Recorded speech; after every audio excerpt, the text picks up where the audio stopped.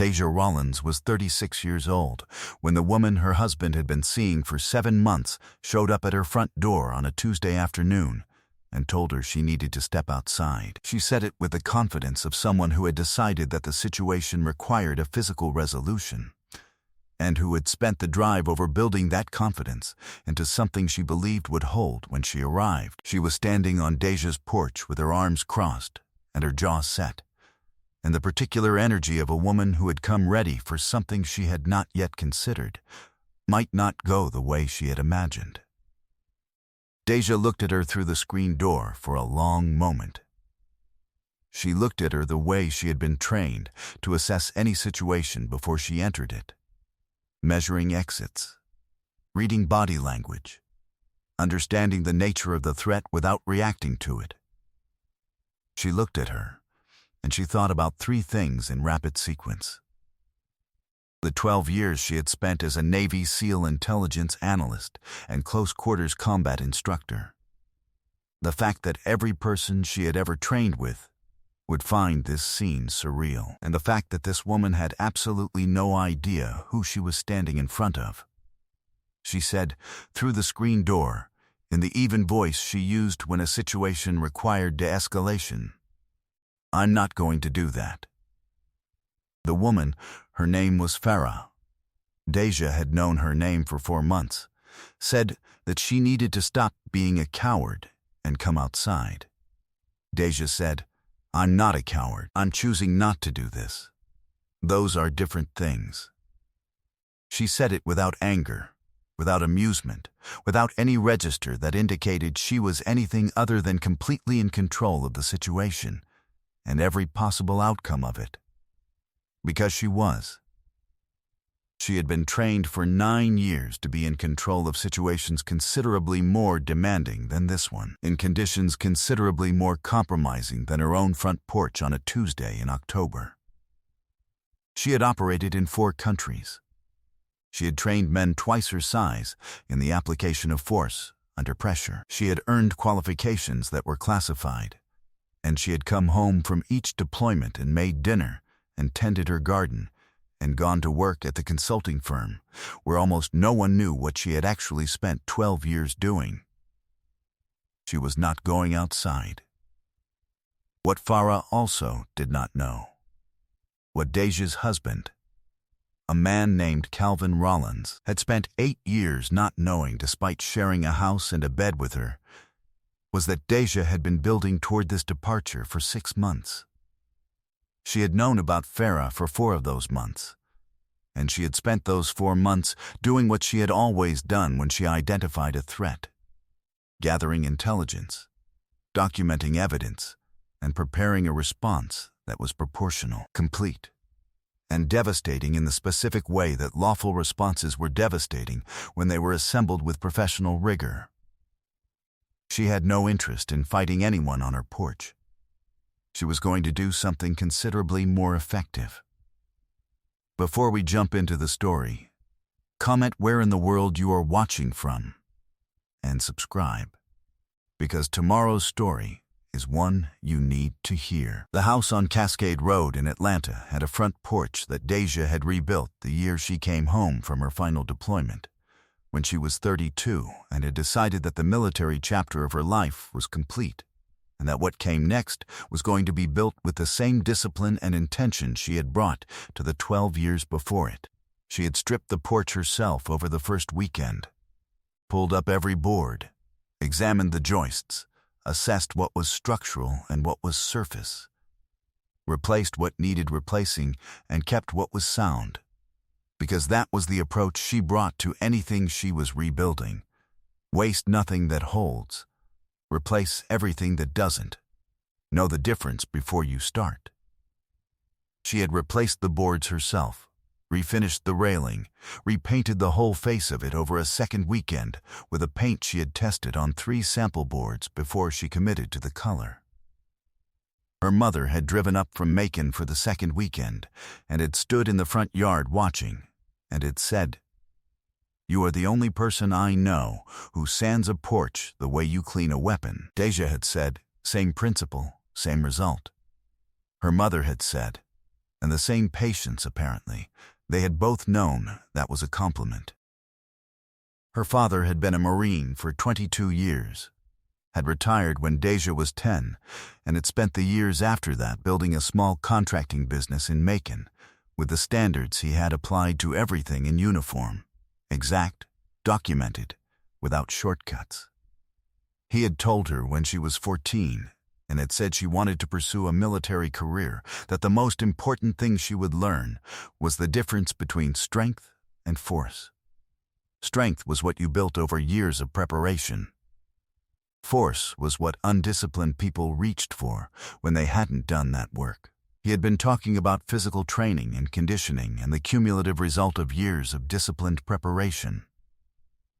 She had understood it as a philosophy that applied to every situation in which something important was at stake, and she had applied it to everything since. She had applied it to everything since. To the 12 years in service, which she had entered at 22, and which had taken her places and required of her things that she had never spoken about in most civilian rooms, because the rooms did not have the vocabulary, and because she had not needed them to. To the transition out, which she had managed with the same deliberateness she brought to field operations. A plan, a timeline, a series of steps executed in order without skipping any of them. To the consulting firm she had joined when she was 32, a private security and risk assessment practice that specialized in federal contract work, and that had recognized in her interview, within the first 15 minutes of conversation with the founding partner, that they were sitting across from someone who thought about problems from a different position than anyone they had previously met. She had joined as a senior analyst. She was now the person they called when the problem was the kind no one else in the firm knew how to frame. To the marriage, which she had entered at 28 with the belief, formed through observation and what she thought was a sufficient period of assessment, that Calvin Rollins was a person who meant what he said and said what he meant, which had been the most relevant quality she was looking for in a partner after 12 years in an environment where honesty under pressure was the only honesty that counted. Calvin was a financial advisor, skilled in the social performance of his profession and warm in the way of someone who had made warmth a deliverable rather than a condition. He was good at making people trust him, which was a specific professional competency that had found its way into his personal life fluently enough that the seam between the performed version and the real one had taken her longer to identify than she would have preferred. She had not identified it until the 7th year. She did not blame herself for this specifically. She had been busy building things that mattered, and she had allocated her assessment capacity accordingly, and this was the one place where the allocation had been wrong.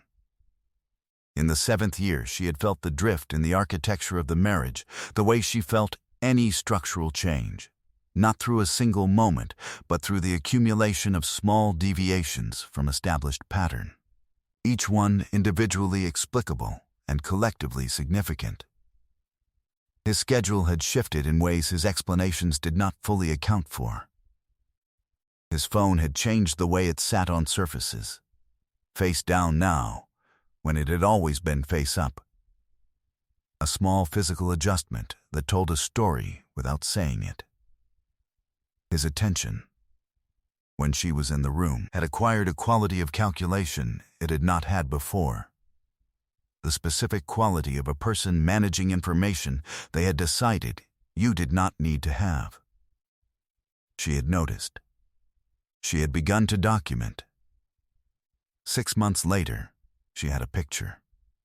She had known about Farah since June. The intelligence had come through the professional and social network she maintained, with the ease of someone who had spent 12 years understanding how information moved through any environment, and who had never fully turned off the capacity to receive it. A mutual professional acquaintance had mentioned something at a work event in May, dropped it casually into a larger conversation, not understanding what they were handing her, and she had received it and followed the thread with the quiet efficiency of someone for whom following threads was not a decision, but a reflex. She was careful, and she was thorough, and she verified before she filed anything as confirmed, because 12 years of intelligence work had made her constitutionally unable to act on a picture that wasn't complete. By the end of June, the picture was complete. She had looked at it for one evening. She had not cried. She had felt something that she would have described, if asked, as the specific sensation of having your suspicion confirmed by evidence. Not surprise, not grief yet, but the particular clarity of a situation that had resolved from ambiguous to known. She had made a list. The list had 4 items. The first item was the attorney. Her attorney's name was Gloria Saunders, and she had been practicing family law in Fulton County for 20 years, with a reputation that preceded her in the circles where reputations of that kind traveled. Deja had found her through a colleague at the consulting firm who had used her 3 years earlier, and who had said, with the directness of someone who knew Deja and knew what she needed to hear, "She does not waste time, and she does not lose." Deja had called and had gotten an appointment, and had arrived at Gloria's office with a folder and a specific presentation of the situation that left nothing unexplained and nothing out of order. Gloria had listened to the full account without interrupting. It had taken 22 minutes. She had asked 4 questions afterward, each one more precise than the last, in the way of someone who had heard the presentation and was now checking the corners.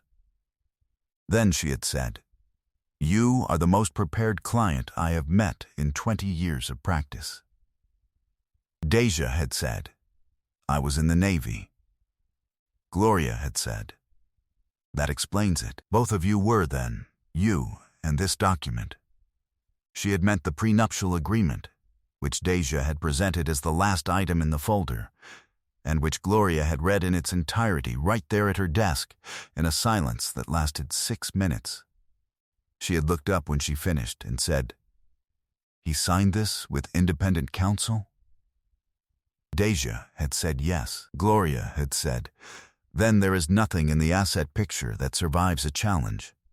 The house, the accounts, the equity stake, all documented separately, all premarital or separately acquired, all covered."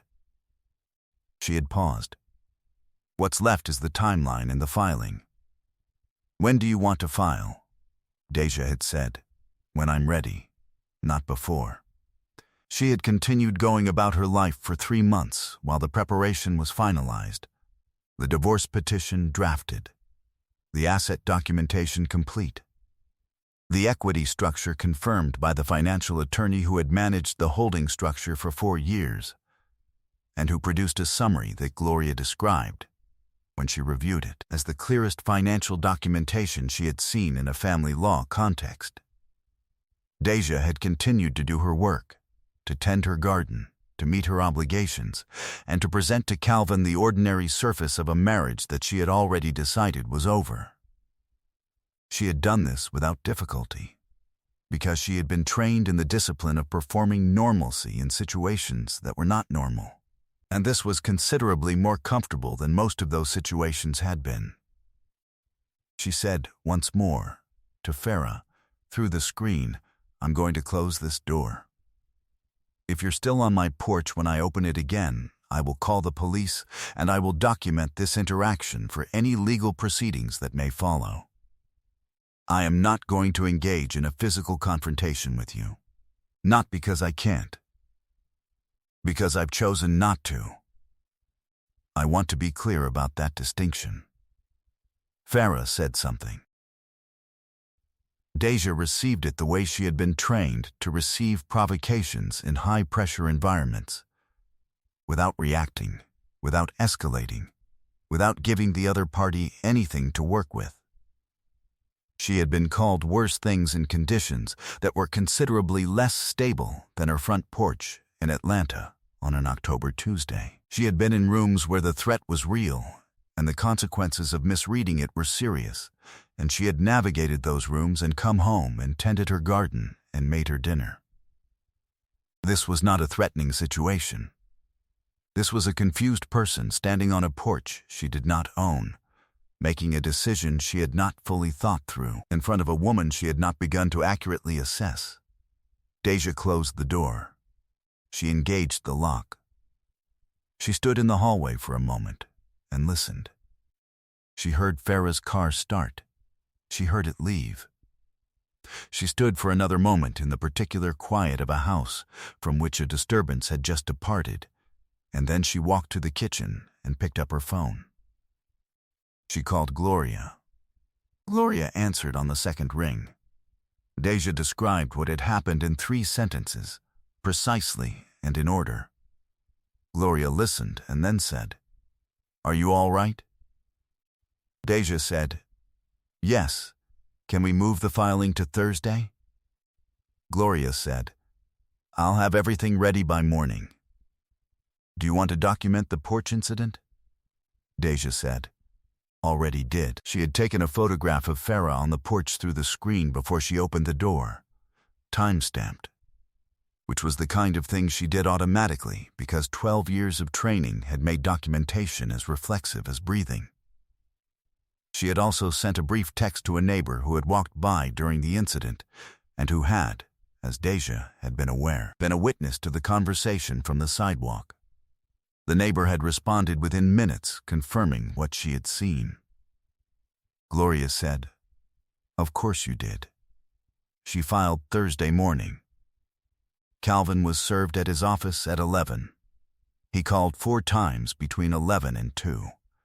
She let Gloria handle it from that point forward, because that was the operationally correct decision, and because she had paid Gloria to handle it, and Gloria was considerably better at this specific task than Deja was, in the way that specialists were better than generalists at the precise things they had spent 20 years refining. She also, that Thursday afternoon, sent an email to the compliance officer at Calvin's firm. The email was brief and factual and included documentation she had assembled over 6 months regarding Calvin's management of 2 client accounts that had involved discretionary trading patterns she had identified as inconsistent with the client's documented risk tolerance. She had not assembled this documentation to use as leverage. She had assembled it because she had encountered it while reviewing her own account records, and because she believed that financial clients deserved to have their interests accurately represented by the people they had trusted with their money. She had simply waited until the divorce filing was complete to send it, because timing was a professional discipline that she had been applying since she was 23 and that she saw no reason to abandon. The compliance review was opened the following week. She did not follow its progress closely. It was the appropriate authority's responsibility to follow its own process. Calvin retained an attorney within 3 days. His attorney reviewed the prenuptial agreement and the complete asset documentation. The investment accounts documented back to their opening, the equity stake in the consulting firm with full provenance, the deed to the house on Cascade Road with its purchase history and separate property designation, and then advised his client, in language that Gloria relayed with the professional satisfaction of someone whose documentation had done its work without requiring argument, that the terms of the settlement were enforceable, the asset picture was not disputable, and the appropriate response to the settlement proposal was acceptance. Calvin made 2 counter-proposals. The first was addressed in a 2-page response from Gloria that cited the prenuptial agreement at every relevant point and left nothing unanswered. The second was withdrawn 4 days after it was submitted, which Gloria described as one of the faster withdrawal timelines she had seen, and which Deja attributed to Calvin's attorney having done his job competently and honestly. The divorce was finalized in 11 weeks. 13 months after the filing, Deja's equity stake in the consulting firm had appreciated by a figure that her financial advisor, at their quarterly review, described as significantly above projections. She had been given full leadership of the new Regional Risk Assessment Division in October, a role that required her to build a team from scratch, which she had been doing with the methodical pleasure of someone who understood what it meant to build something that would function without her in the room. The compliance review at Calvin's firm had concluded in the spring with a formal censure and a client restitution order. She had read about it in an industry newsletter she subscribed to, and had noted it, and moved on. She had not caused the outcome. She had provided accurate information. The distinction mattered. Farah had ended things with Calvin by February. She had heard this from Gloria, who had heard it from Calvin's attorney in a context that was purely procedural. Deja had noted it and thought, yes, that makes sense. She did not dwell on it. Her mother called every Sunday at 10 o'clock, and they talked for an hour about the garden and the firm and the deck she had built and the dinner she had made and everything that was real and ongoing and hers. On one of those Sundays, about 4 months after the porch incident, her mother had asked, "Did you ever find out if she knew what she was doing, coming to your door like that?" Deja had said, "She didn't know anything about me." Her mother had been quiet for a moment and then said, "God really does look after some people." Deja had said, "He gave her a screen door at least." They had laughed about that for a long time.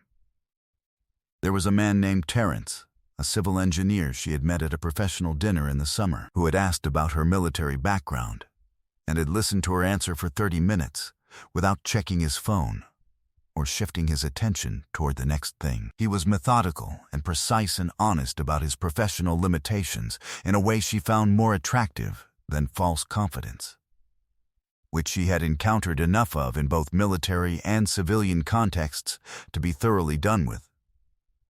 They had been spending time together with the deliberate pace of two people who had both learned, through different routes and considerable experience, that the quality of anything built was determined by the care brought to its early stages. On a Saturday morning in November, she was on the front porch of the house on Cascade Road with coffee. The porch she had rebuilt board by board when she came home from her final deployment. The porch where Farah had stood 13 months ago, with her arms crossed and her confidence misplaced. The porch that had been hers before, during, and after all of it, and that was exactly what she had built it to be, and exactly what it had always been. Beyond the porch railing, the yard was going into its late-season quiet. The new back deck was visible from where she sat, the deck she had designed herself and built with a contractor she trusted in the summer, extending into the garden in the direction the garden had always wanted to go, with a specific quality of rightness that came from having been designed by someone who had observed the yard across 4 full seasons before she put anything permanent in the ground. The garden was larger this year than last, and would be larger still in spring, because she had been expanding it with the patient incrementalism of someone who understood that the best version of any living thing was arrived at through consistent attention over time. She had a division planning meeting at 2 for the new regional risk assessment team she had been building since October. 7 people now, all of them chosen with the same rigor she brought to every decision that had lasting consequences. She had dinner with Terrence at 7, at a restaurant she had suggested because she knew the menu and had thought about what the evening called for. She had, this morning, the porch and the coffee and the garden, and the particular November quiet of Atlanta, when the city was paying attention to itself rather than performing itself. It was enough. It was more than enough. It was the specific quality of morning that a life built correctly produced, and she had been building it correctly since she was 14 years old, and her father had told her about the difference between strength and force. Her mother called every Sunday at 10 o'clock, and they talked for an hour about the garden and the firm and the deck and the dinner she had made, and everything that was real and ongoing and hers. On one of those Sundays, about 4 months after the porch incident, her mother had said, "Did you ever find out if she knew anything about you? When she came to your door like that?" Deja had said, "She knew nothing." Her mother had been quiet for a moment and then had said, "God really does look after some people." Deja had said. He gave her a screen door at least. They had laughed about that for a while, and then they had talked about the garden and the deck and the team she was building, and by the end of the call, Deja had felt what she had been working toward since she was 32, and had stood in the front yard of the house on Cascade Road with a sanding block in her hand and her whole life in front of her. Complete. The right person, doing the right work, in the right place, at the right pace. Her father had told her, strength is what you build over years of preparation. Force is what people reach for when they haven't built it. She had built it. She had been building it since she was 14. She had not stopped once. Not during the 12 years in service, and not during the 8 years of marriage, and not during the 11 weeks it took to finish the divorce, and not during the 13 months since. She had a team, and a firm, and a garden, and a porch, and a man who listened when she spoke, and a mother who drove up from Macon to watch her sand things, and a father's principle that had not failed her once. She had been challenged to a fight on her own porch. She had declined, not because she couldn't, because everything she had built in 36 years was designed to make the fight unnecessary. It had. She pressed the coffee mug between both palms and looked at the morning. She was free. She was solvent. She was unbothered. I hope you enjoyed that one. Be sure to like the video and subscribe so you don't miss the next story. I've picked out 2 more for you that I think you'll really like.